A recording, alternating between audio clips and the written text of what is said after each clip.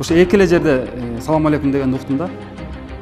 Калганда жалаң эле арыбаңыз деп. Мүмкүн болушунча ислам Алымбек Таткандын доорунда ислам жок эле дегендей мындай ойдо калтырып атат да. Дагы жалакорлугуңузду дагы көбөйткүңүз келсе, мына Садык Шенияз ошол диндин өкүлү деп айтыңыз. Ошону айткыңыз келип турбайбы? Жок, аны айткым келбейт. Мен сизге айтып коеюн. Мен мусулманмын. Сизге айтып коеюн дагы. Билбегендерди кошуп туруп айтып коеюн. Эч кандай тартуу эчтеке жок ал жерде. Зына деген жерде 4 күбө, 2 күбө деген маселе болуп кетти. Зына деген ошо чаламалдылар сиз сыяктуу. Жок. Сиз сыяктуу да чаламалдыларда анткени көп нерсени далилдебей туруп, мен сизге суранат элеми, жеке немеге өтпөңүз депчи. Жок. Түшүндүрүп бератам кинонун автору катары. Кинону сиз билбегенден кийин, кино кантип тартылганын түшүнбөгөндөн кийин сиз мага эмне кыласыз эле акыл үйрөтүп? Мен түшүнбөйм ушунчу. Агай, сиз кинону элдер көрсүн, сындасын деп тарттыңыз да, туурабы? Ар дүйшөмбүдө Манас жаңырыгы телеканалында саат 19:20 түшүнүк берүүсү Улукбек Карбек уулу менен.